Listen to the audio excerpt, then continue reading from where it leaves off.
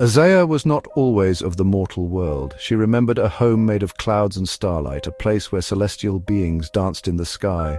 She was an Imugi, a lesser dragon with scales that shimmered like 1,000 tiny opals and wings like spun moonlight. In heaven she was a fairy of grace and power, her laughter echoing through jade palaces. But she had made a mistake, a choice born of pride that angered the celestial emperor. As punishment she was cast out, her dragon form bound and sent to the mortal realm. The path back was narrow, a single thread of hope. She must find and marry a mortal man who carried the pure spirit element of light. Only then could she shed her mortal guise and ascend once more.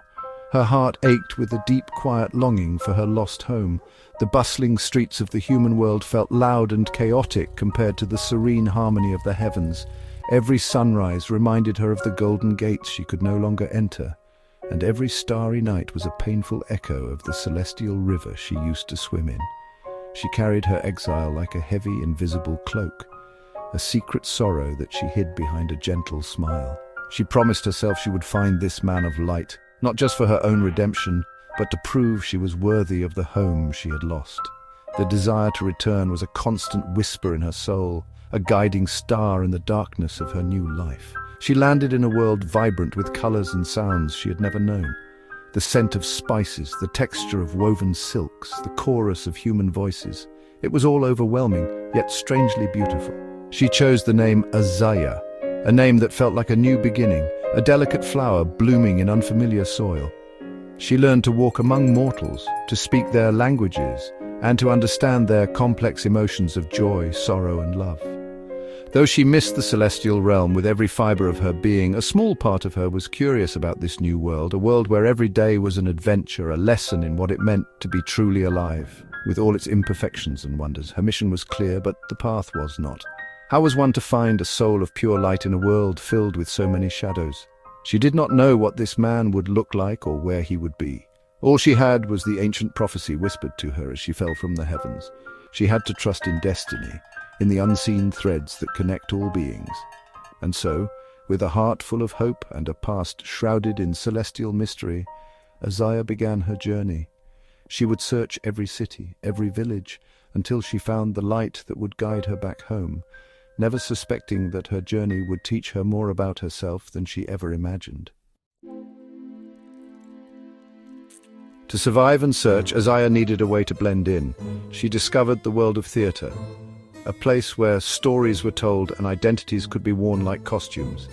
It felt familiar, a reflection of the grand illusions and tales of the celestial realm. She became an actress. On stage, under the warm glow of the lanterns, she could be anyone she wanted to be. A queen, a peasant, a hero. She poured her celestial grace into her movements and her longing for home into her voice. The mortals were captivated. They saw a performer of otherworldly talent, never guessing that the magic they witnessed was real, a sliver of her true hidden nature. Her life was a delicate dance between two realities. By day she was AZAYA, the celebrated actress, praised for her emotional depth and ethereal presence. She rehearsed her lines, shared meals with fellow actors, and navigated the bustling life of Tehran. But by night, in the solitude of her small apartment, she would gaze at the moon and remember. She would quietly practice the celestial arts, her fingers tracing ancient symbols in the air, keeping her connection to her past alive. This secret life was a heavy burden, a constant fear that one misstep could reveal her true identity and shatter the fragile existence she had built for herself in the mortal world. The stage became her sanctuary and her shield.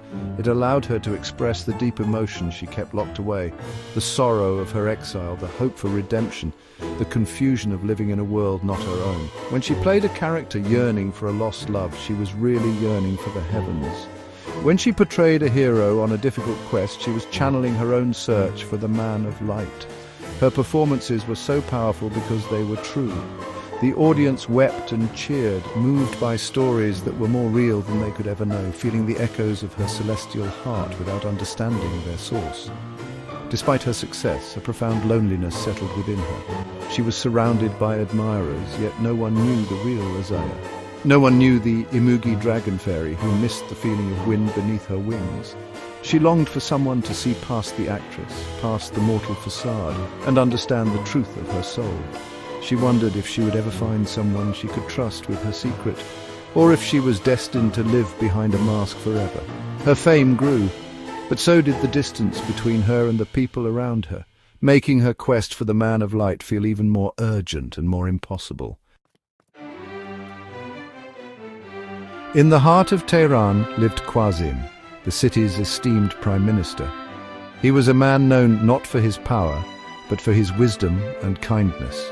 People said he governed with a gentle hand and a fair mind, that his presence brought a sense of peace and order to the bustling capital. He was respected by all, a leader who listened more than he spoke. But Qasim carried a secret of his own, a gift he did not fully understand. Within him resided the spirit element of light, a pure, radiant energy that shone through his actions and his words.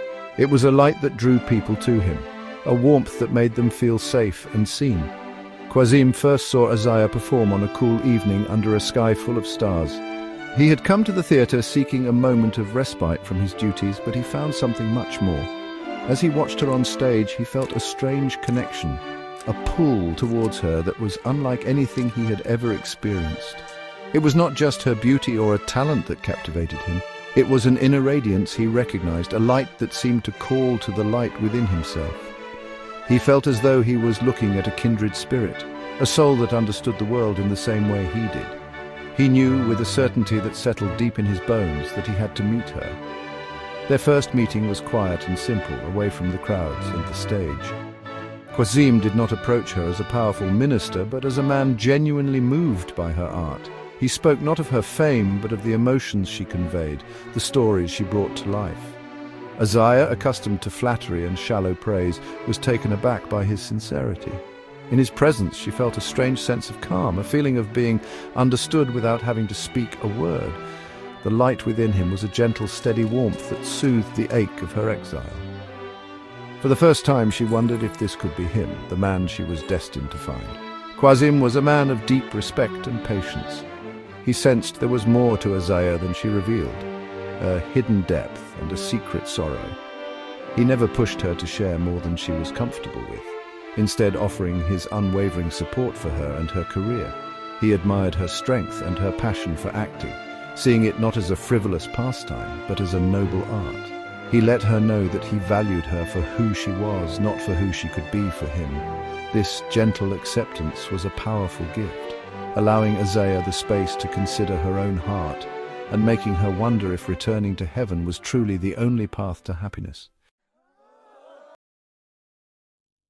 Not everyone was as accepting as Qasim. His closest advisor and rival, Karu, watched the growing connection between the Prime Minister and the actress with suspicion. Karu was a practical man grounded in logic and politics. He saw AZAYA as a distraction, a woman of unknown origins who had appeared from nowhere and enchanted the city's most powerful leader. He was fiercely loyal to Qasim and protective of their nation, and he worried that AZAYA's mysterious past could pose a threat. He began to investigate her, seeking to uncover the truth he was certain she was hiding from everyone. Karu's interactions with AZAYA were initially filled with tension. He would question her about her family, her homeland, her life before she came to Tehran.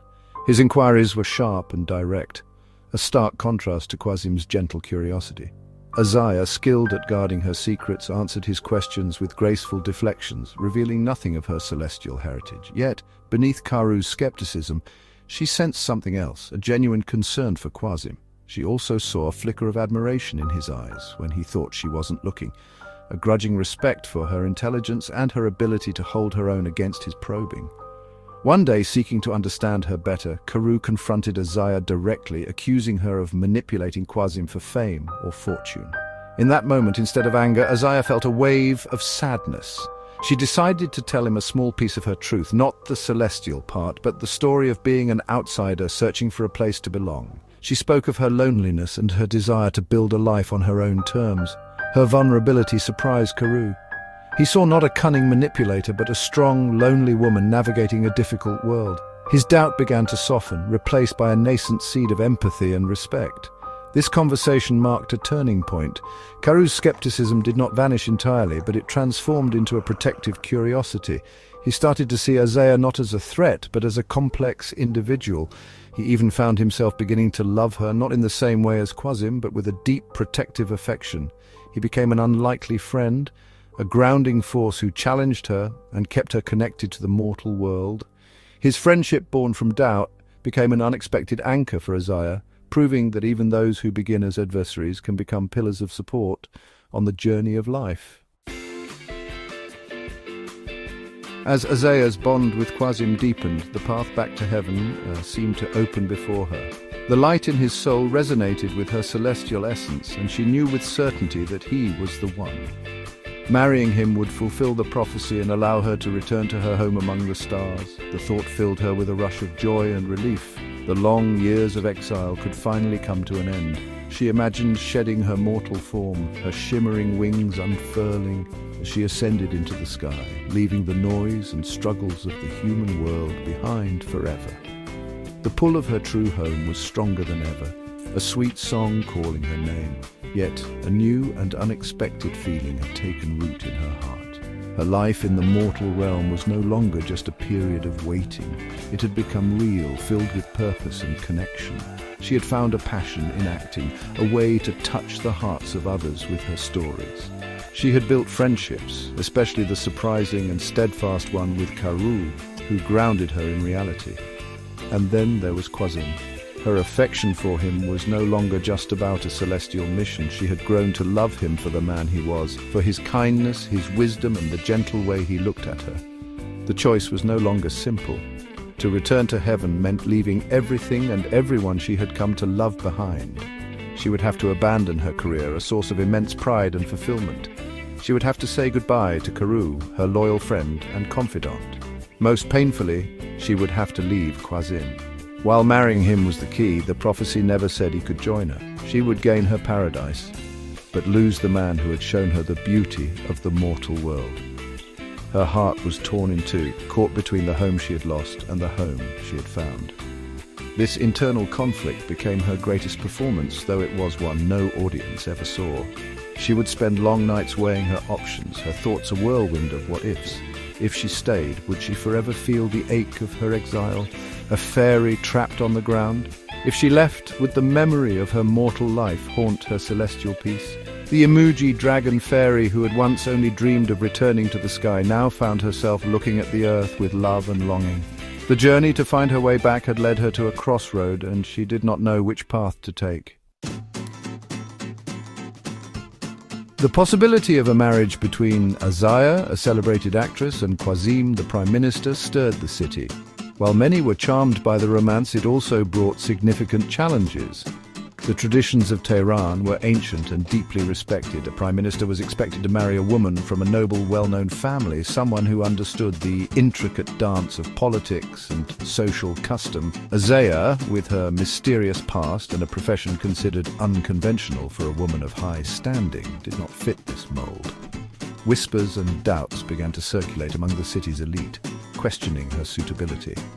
AZAYA felt the pressure of these cultural expectations acutely. She was judged not just for her unknown origins, but for her passion. Some saw her acting career as a frivolous, even undignified pursuit for the potential wife of a national leader. They urged her to abandon the stage, to mold herself into the quiet, supportive partner that tradition demanded. This felt like a betrayal of the identity she had so carefully built. Her acting was not just a job, it was her voice, her art, the very thing that had given her purpose and solace in her exile. To give it up would be like clipping her own wings all over again. Quasim, however, stood by her side as a firm pillar of support. He saw the beauty and importance of her work and refused to ask her to sacrifice her passion for his position. He faced the Council of Elders and the whispers of the court with unwavering resolve. He argued that a leader's partner should be a person of substance and spirit, not just one of appropriate lineage. He declared his love for AZAYA, the actress, the woman, and that he would not ask her to be anyone other than who she was. His public and private support gave AZAYA the strength to face the criticism with her head held high. This external conflict mirrored AZAYA's internal one. The choice to give up her career for a traditional life as Quasim's wife felt like another form of exile. It highlighted the core of her dilemma. Was she willing to trade one part of herself for another? Whether it was her mortal life for her celestial one or her artistic life for a marital one, the sacrifice felt immense. Quasim's steadfast love showed her that true partnership did not require diminishing oneself. It gave her the courage to believe that she could, and should, have both love and her own identity, challenging the traditions of the world around her. Feeling lost and uncertain, AZAYA sought out the one person she knew would give her an honest, unvarnished opinion: Karou. She found him in the quiet gardens of the palace, away from the prying eyes of the court. There, under the shade of a cypress tree, she finally told him everything. She spoke of the celestial realm, of her true form as an Imugi dragon fairy, of her exile and of the prophecy that tied her fate to Quasim. She expected him to scoff, to call her a madwoman or a liar. She braced herself for the cynical disbelief that had once defined their relationship. Karou listened in silence, his expression unreadable. He did not interrupt as she recounted her impossible story. When she finished, the air was thick with unspoken thoughts. Then, to her utter astonishment, he nodded slowly. He did not laugh. Instead, he told her that in a way he had always known. He said he could never find any record of her past because it was not of this world. Her grace, her sorrow, her otherworldly talent, it all made a strange kind of sense now. His acceptance was a profound gift, a moment of pure, unconditional friendship that washed over her like a gentle rain. With his newfound understanding, Karou offered her a perspective she hadn't considered. He pointed out that her choice wasn't just between heaven and earth. It was about who she had become. "You are not just the Imugi of the heavens anymore, AZAYA," he said gently. "Nor are you only the actress of Tehran. You are both. Your journey has woven these two parts of you together." He encouraged her to stop seeing her two identities as separate worlds she had to choose between, but as two halves of a whole, complete person. His words were a revelation, a key that began to unlock the turmoil in her heart. Quasim's love gave her the freedom to be herself, and Karou's friendship gave her the clarity to see what that self truly was. Supported by these two remarkable men, AZAYA started to see a new path forward. It was not a path of ascension back to the sky, nor was it one that required her to forget her celestial heritage. It was a third path, a bridge she could build between her two worlds. She realized her purpose was not to choose one life over the other, but to integrate them, to become a living harmony of starlight and soil, dragon and woman. With this newfound clarity, AZAYA made her decision. She would not return to heaven, and she would not abandon her art. She chose to stay in the mortal world, to be with Quasim, and to continue her life as an actress. However, she would no longer hide her true self. She decided to weave the story of her celestial origins into her art, sharing her truth not as a confession but as a gift. Her next performance was a bold and beautiful play she wrote herself, a story of an Imugi dragon fairy exiled from her home, who finds love and purpose in the human realm. On opening night, the theatre was filled with an expectant hush. AZAYA stepped onto the stage, not just as a character, but as herself. Through dance, song, and story, she told her tale. She depicted the beauty of the celestial realm, the pain of her banishment, and the wonder of discovering the mortal world. As she performed, a soft, opalescent light shimmered around her, and the faint outline of her dragon fairy wings became visible to all. The audience gasped, not in fear, but in awe. They were not watching a play anymore. They were witnessing a miracle, a story of redemption unfolding before their very eyes. Her performance became a legend. It was a song of love for Quasim, for her friends, and for the world that had become her home. It was also a song of harmony, a testament to the idea that one does not have to erase the past to embrace the future. She showed everyone that it was possible to hold two different truths in one heart and create something beautiful from them. Her story resonated deeply with all who heard it, inspiring them to embrace their own unique identities, to find the magic in their own lives, and to build bridges between the different parts of themselves. In sharing her truth, AZAYA found the ultimate redemption. It was not granted by a celestial emperor, but earned through her own journey of self-love and acceptance. She realized that her true home was not a place in the sky, but a state of being. a peace she found by embracing her dual nature. She was AZAYA, the Imugi dragon fairy of Tehran, a celestial being with a mortal heart. Her story became a beacon of hope, proving that the greatest power lies not in returning to where you came from, but in creating a home right where you are, with all the love you have to give. AZAYA and Qasim married in a ceremony that blended the traditions of Tehran with the celestial magic of her heritage. It was a celebration unlike any the city had ever seen, a symbol of the beautiful harmony they had created together. Their union was not just a marriage of two people, but a joining of two worlds. Qasim, the man of light, and AZAYA, the dragon fairy, became a testament to the power of love to transcend all boundaries. Their partnership was one of true equals, each supporting the other's purpose and passion. Their love a steady light that illuminated the entire city. AZAYA continued her work in the theatre, but her stage was now larger than any building. Her stories, infused with celestial wisdom and mortal emotion, spread far and wide. She became more than an actress. She was a storyteller, a teacher, and a source of inspiration. People traveled from distant lands to see her performances, to hear the tale of the dragon fairy who chose to live among them. She taught them that everyone has a unique heritage, a special magic within them, and that true strength comes from embracing every part of who you are, the light and the shadow, the past and the present. Her friendship with Karu remained a cornerstone of her life. He became her most trusted advisor and dearest friend, the guardian of her story and the one who kept her grounded. Together, the three of them, AZAYA, Qasim and Karu, governed with a unique blend of wisdom, light and creativity. They fostered an era of unprecedented peace and cultural flourishing in Tehran, a time when art and compassion were valued as highly as politics and power. They showed the world that different strengths, when brought together in friendship and respect, could create a harmony far greater than any one of them could achieve alone. AZAYA never longed for heaven again. She had found a more profound paradise on earth, one built not of clouds and starlight, but of love, friendship, and purpose.